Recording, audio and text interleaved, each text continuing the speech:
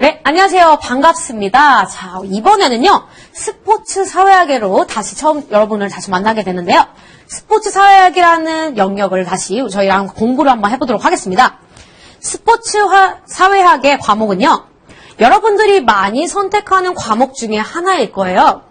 그래서 접근성이 굉장히 쉽긴 하지만, 사회학자와 이론을 정확하게 알지 못한다면은 풀기 어려운 과목 중에 하나입니다. 그래서 여러분은 사회학자와 이론을 정확하게 알고 들어가셔야 합니다. 경향은요, 매년 전 영역에 걸쳐서 다양한 문제들이 출제되고 있으며 매년 비슷한 난이도로 출제가 되어 있고요. 보기형 문제가 많이 출제되어 있는 게 특징 중에 하나입니다. 그래서 이번 연도 같은 경우는 스포츠 일탈 부분에서 많은 문제가 출제가 되었습니다. 자, 저희 스포츠 사회학은요, 총 9가로 나눠지게 됩니다. 첫 번째, 스포츠 사회학의 이해. 두 번째, 스포츠와 정치. 스포츠와 정치는 어떻게 연결이 되어 있는지에 대해서 알아볼 거고요. 세 번째는 스포츠와 경제. 스포츠로 인해서 경제적인 어떠한 변화가 있는지 한번 알아볼 수 있고요. 네 번째, 스포츠와 교육. 그리고 스포츠와 미디어와의 상관관계, 스포츠 사회학 계급과 계층, 스포츠와 사회화가 되는 과정, 그리고 스포츠와 일탈, 마지막 미래사회와 스포츠, 이런 식으로 나와 있습니다. 보시면은 스포츠와 일탈에서 조금 문제가 많이 나와 있고요. 고루고루 많이 문제가 출제가 되어 있기 때문에 개념과 이론을 정확하게 아시고 문제에 들어가시면 쉽게 푸실 수 있는 문제들이 많습니다. 그럼 저와 같이 한번 스포츠 사회학 시작해보도록 하겠습니다. 자, 스포츠 사회학입니다. 자, 스포츠 사회학의 정의에 대해서 한번 물어볼게요. 그래, 우리 스포츠 사회학이 도대체 뭘까요? 한번 알아볼까요? 자, 스포츠 사회학을 알기 위해선 스포츠와 사회학을 나누어서 설명을 한번 해봐야겠죠? 스포츠는 경쟁을 통해 이루어지는 신체 활동으로 공인된 경기 규칙 아래에서 이루어지는 것을 의미합니다.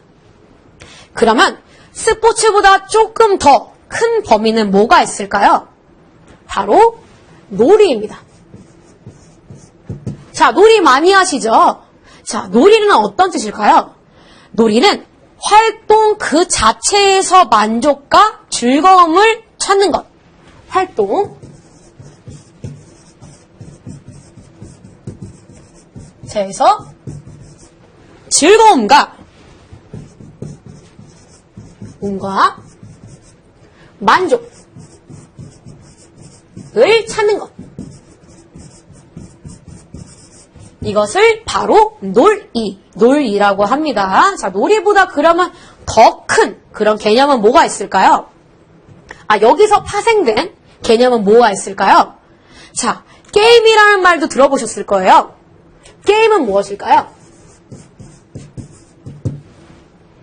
게임이란 놀이에서 발전된 행동으로 보다 조직적이고 구조적이고 규칙적인 활동으로 여가 시간에 이루어지는 경쟁적 활동입니다. 즉, 조직적, 구조적, 규칙적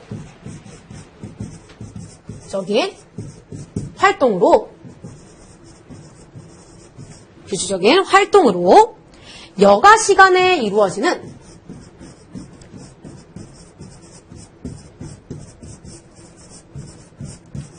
여가 시간에 이루어지는 경쟁적 활동입니다. 이렇게 게임과 놀이와 스포츠에 대해서 비교하는 문제가 가끔씩 나올 수가 있기 때문에 이 개념을 정확하게 아시고 넘어가도록 하겠습니다.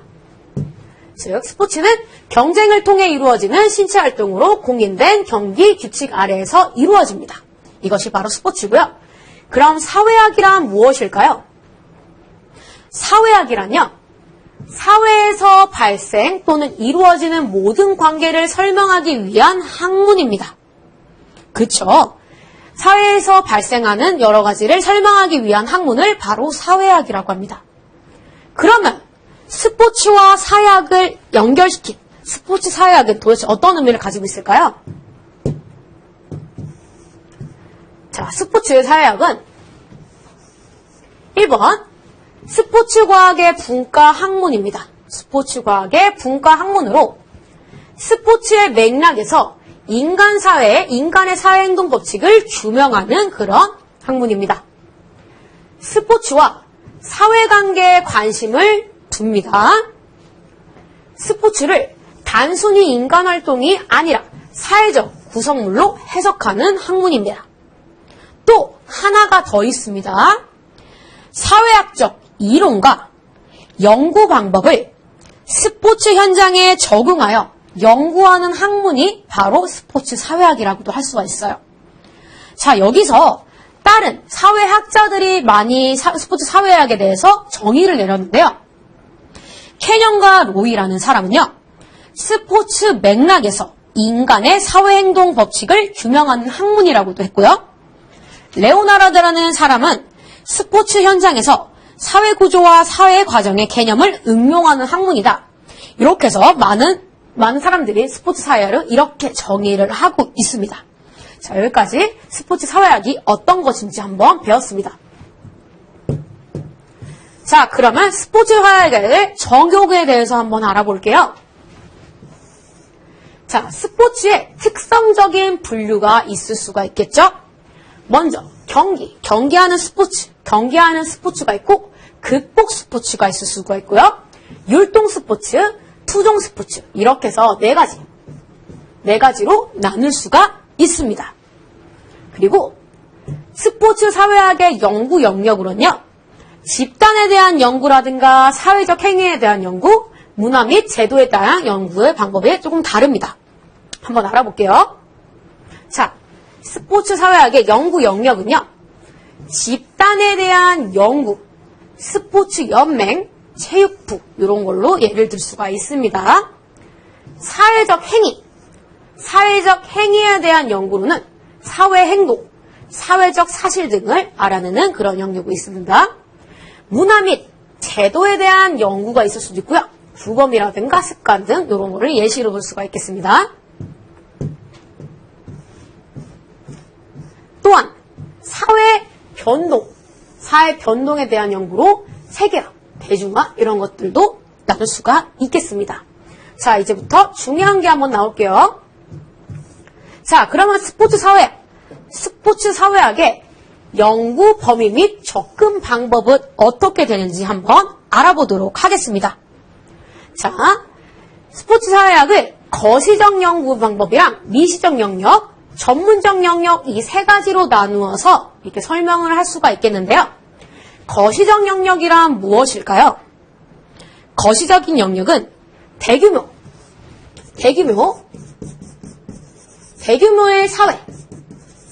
대규모의 사회 체계를 구성합니다. 거시적 영역은 대규모의 사회 체계를 구성하는 그런 영역입니다. 그래서 사회 제도 간의 관계 연구로 포괄적인 범위, 거시적이니까 포괄적인 범위를 할 수가 있겠죠. 그래서 스포츠와 교육이 두 번 나와 있네요. 스포츠와 교육이 두 번 나와 있는 게 아니라 스포츠와 교육, 스포츠와 종교랑도 알 수도 있고 스포츠와 성 이런 것들로 포괄적인 범위에서 이렇게 설명을 할 수가 있겠습니다. 자, 미시적인 영역은 뭐가 있을까요? 미시적인 영역은 방금은 대규모의 사회 체계를 이제 영역으로 봤으면은 미시적은 소규모 사회 체계를 영역을 의미합니다. 그래서 방금은 포괄적인 범위에서 이제 영역을 얘기를 했으면은 스포츠 현상으로 인해서 파급되는 범위, 약간 소규모로 보는 거죠. 그래서 사회학, 공격성, 비행 등과 같은 것을 이제 설명하는 그런 영역입니다. 그러면 전문적인 영역은 뭐 있을까요? 전문적인 영역은 스포츠의 근본적인 현상 및 형체, 한문성, 일치성을 알아보는 영역입니다. 이렇게 해서 전문적 영역을 하고요. 이것은 학문의 적합성, 학문의 특성, 스포츠의 본질적 정체를 알아보는 게 가장 큰 그런 영역이라고 볼 수가 있습니다. 자, 이렇게 해서 연구 범위는 거시적 영역, 미시적 영역, 전문적 영역 이 세 가지로 나눌 수가 있으면 이러한 예는 스포츠 교육이라든가 사회화 이런 것들은 한번 짚고 넘어가시면 될 것 같습니다. 여기까지 스포츠 사회화 연구 범위였습니다. 자, 그러면요 여기서부터 이제 중요한 기능이 나오죠. 스포츠는 어떠한 사회적 기능을 하는지에 대해서 알아보도록 하겠습니다. 스포츠의 사회적 기능입니다. 스포츠의 사회적 기능은요. 첫 번째, 사회 정서적인 기능을 하고요. 두 번째로는 사회화 기능을 합니다. 세 번째는요. 사회 통합 및 통제 기능 이 세 가지를 하고 있습니다. 자, 사회 정서적 기능은 어떠한 기능이 있을까요? 사회 구성원 간의 긴장과 공격성을 해소하는 역할을 하고요. 체제를 유지하는 기능을 합니다. 예를 들어 한번 설명해 볼까요? 우리가 월드컵이라든가 올림픽처럼 메가 이벤트가 있었을 때 다 같이 모여서 즐겁게 사회적으로 정서를 유감을 이제 하고 있죠. 그런 것처럼 사회 정서적으로 이러한 역할을 하는 것이 바로 사회 정서적 기능입니다. 스포츠가 하는 역할 중에 하나죠. 두 번째는요. 사회화. 우리가 사회화, 이제 사회적으로 이제 들어갈 수 있도록 하는 기능이 있어요. 적응을 할 수 있는 기능이라든가 목표 성취의 기능, 이런 사회적 기능을 할 수가 있습니다. 스포츠를 통해서. 마지막은 사회 통합 및 통제할 수 있는 기능이 있어요. 스포츠를 통해서 사회 통합 및 통제가 가능할 수도 있어요. 그렇기 때문에 이 스포츠는 굉장히 많은 기능을 하죠. 첫 번째 사회 정서적 기능을 하고요. 두 번째 사회적 기능을 하고요. 세 번째 사회 통합 및 통제 기능 요 세 가지를 하고 있다는 것을 굉장히 잘 보고 보시면 좋을 것 같습니다. 자, 이렇게 해서 스포츠의 사회적 기능에 대해서 알아봤습니다. 자, 이제 본격적으로 이제 이론에 대한 이야기가 나오도록 하겠습니다. 우리 책에서는요. 구조기능주의 이론이 있고요. 그리고 갈등 이론이 있는데 또 다른 이론들도 있기 때문에 이거는 한번 적으면서 써보시는 게 굉장히 좋을 것 같습니다. 자, 처음에 구조기능주의 이론에 대해서 한번 알아보겠습니다. 구조기능주의 이론이 있습니다. 이 이론은 과연 어떤 것을 의미할까요? 기본 가정으로 사회가 본질적으로 상호 연결되어 서로 의존하고 있다. 이렇게 서로 의존하고 있는 게 이제 이런 이론 중에 하나입니다. 그래서 상호 관련 및 의존적인 사회제도는 전체 사회의 안정에 기여한답니다. 즉, 사회를 하나의 유기체로 비유하는 그런 기능이 있습니다. 사회를 하나로 이해하고 있는 거죠. 자, 이렇게 하게 되면은 문제가 뭘까요? 문제가 당연히 있겠죠. 하나의 유기체로 계속 비유를 하다 보니까 스포츠상에서 일어날 수 있는 갈등을 무시합니다. 그리고 스포츠가 주는 긍정적 기능, 계속 지금 긍정적인 기능만 얘기했죠. 이런 긍정적 기능만 과장을 하게 되는 그런 특성이 있어요. 그리고 상호작용을 무시하는 부분이 있습니다. 그래서 구조기능주의란 사회를 하나의 유기체로 계속 이렇게 해석하는 그런 기능주의 중에 하나지만 스포츠상에서 일어날 수 있는 갈등을 무시하는 그런 문제점을 가지고 있습니다. 자, 그 다음 표에서는 이제 중요한 얘기가 나오는데요. 자, 이러한 구조기능주의에서 스포츠의 사회적 역할은 어떠한 역할을 할까요? 자, 이 표는요, 매년 기출이 되고 있어요. 기출 문제가 나오기 때문에 꼭 외워주시면 될 것 같고요. 자, 이것을 영어로 한번 해볼게요. 파슨즈라는 사람이 이렇게 이런 이론을 만들어냈는데요. 첫 번째, 체제 유지 및 긴장 해소, 통합, 목표 설치, 정급 이러한 역할을 한다고 합니다. 요거를 A, G, I, L 모형이라고도 합니다. 자, 이것들이 이 앞에 있는 앞글자를 땄거든요. 그래서 한번 알아보도록 할게요. 자, A는 무엇을 의미할까요? 그러니까 A, G, I, N 이렇게 되어 있습니다. A는요. 우리 앞에서 말하는 적응을 합니다. 적응이 어댑테이션이죠. 어댑테이션인데 어댑테이션 적응을 이제 의미합니다. 적응이란 스포츠를 참가하여 발생하는 신체 활동을 통해서 체력 및 정신력을 배양한다는 의미입니다.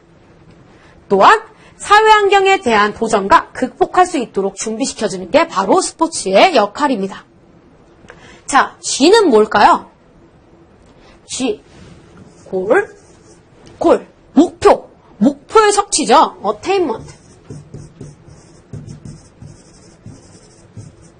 자, 스포츠의 사회적 역할 중에서 하나는 목표 성취의 역할이 하나 있습니다.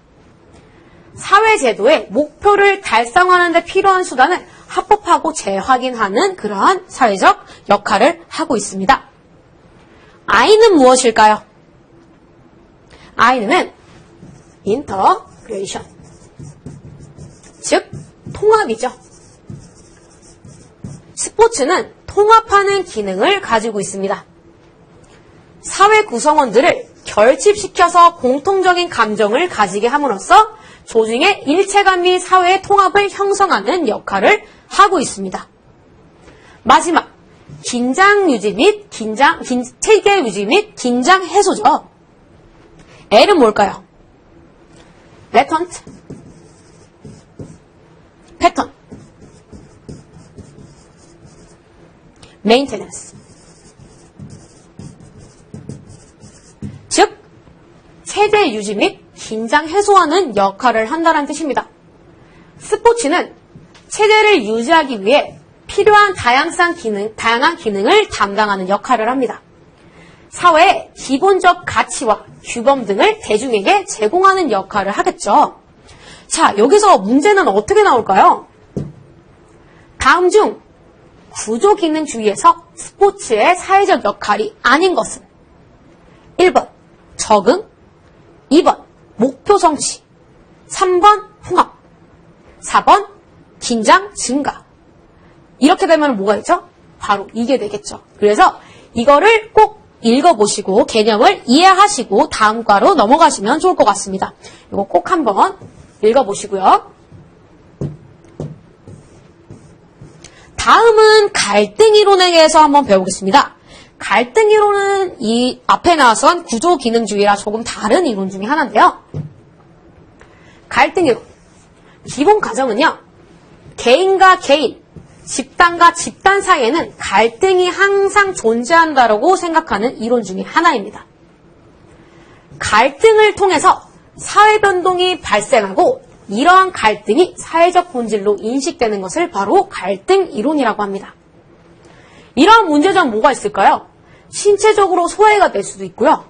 강제와 사회통제, 상업주의, 국수주의와 궁극주의, 성차별 및 인종차별 이런 게 나타날 수가 있겠죠. 그래서 갈등주의라는 스포츠는 사회에서 소수지배계층에 의해 형성된 왜곡된 형태의 신체 활동이라고 또 정의를 합니다.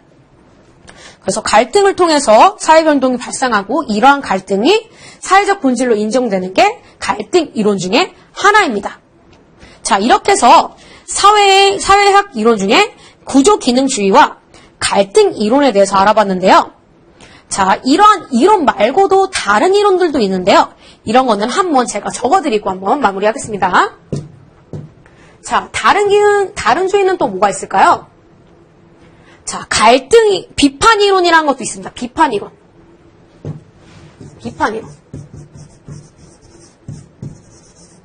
자, 비판 이론이란 사회의 본질을 명확하게 규명하는 것을 목표로 합니다. 그래서 인간의 삶을 사연장선을 규명하고 폭로하고 비판하는 데 관심이 있는 그런 이론 중에 하나입니다. 그런 이론이 하나 더 있고요. 또 다른 이론은 상징적 상호작용. 상징적 상호작용이란 사람들이 서로 의미를 교환하고 상황을 정리하는 과정을 통해 인간의 능동적인 사고와 행위의 측면을 설명한 것이 바로 상징적 상호작용입니다. 자, 이 책에는 지금 구조기능주의라 갈등 이론에 대해서만 나왔지만 저희는 비판 이론과 상징적 상호작용론도 이런 게 있다까지만 알고 나시면 굉장히 도움이 많이 될 것 같습니다.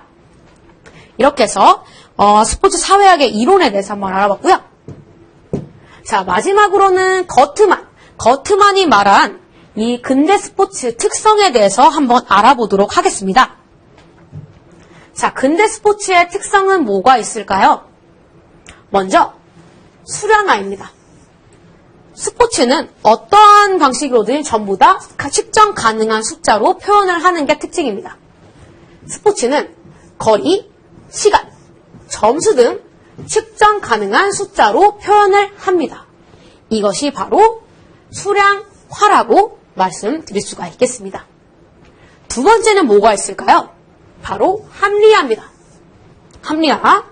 스포츠는 규칙과 전략으로 구성이 되어 있죠. 운동했을 때 만약에 스포츠를 하는데 규칙과 전략이 없으면 어떻게 될까요? 큰일 나겠죠. 즉 합리화의 특성을 가지고 있습니다. 그리고 세 번째, 전문화입니다. 전문화는 포지션의 분화와 리그의 세분화를 촉진하는 역할. 나눠서 나가는 게 특성 중에 하나겠죠. 관료화는 무엇일까요?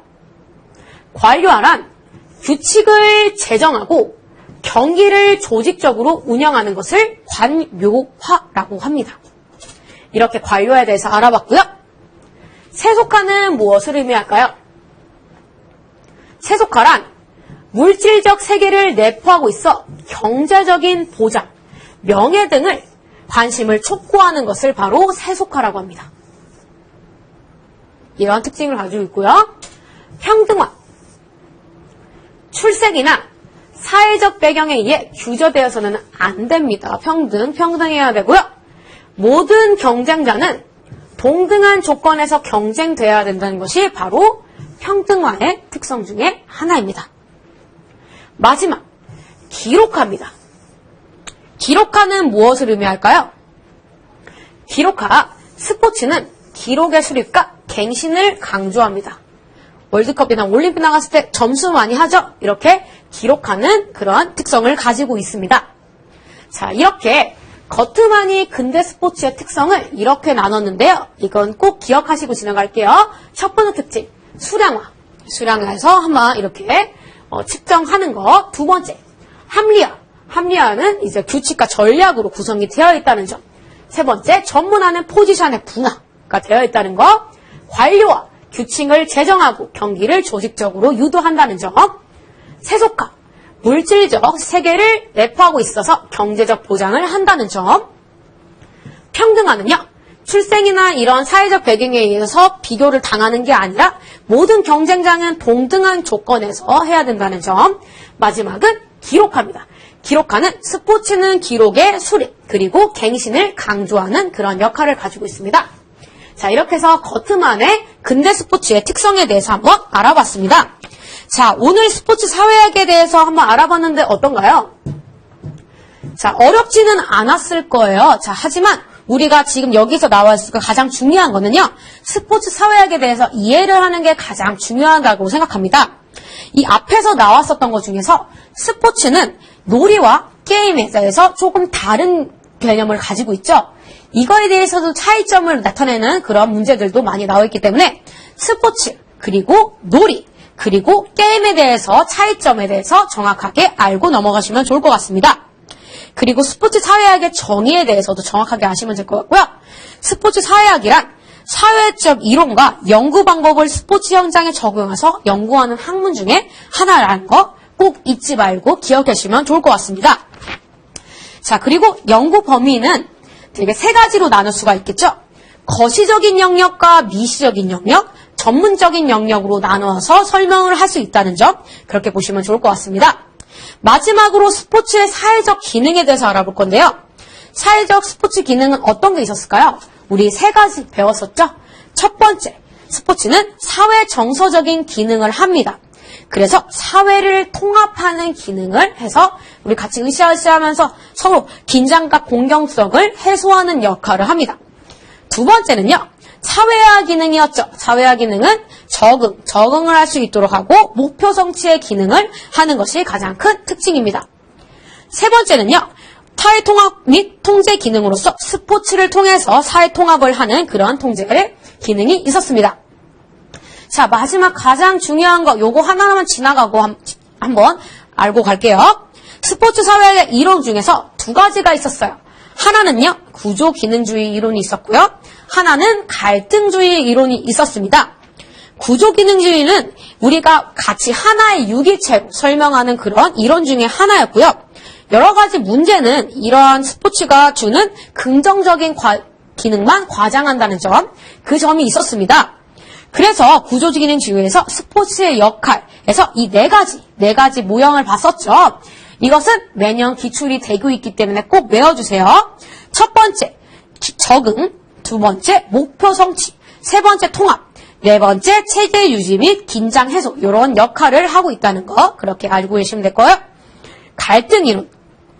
갈등이론이란 개인과 개인, 집단과 집단 사이에서는 항상 갈등이 존재한다는 이론입니다.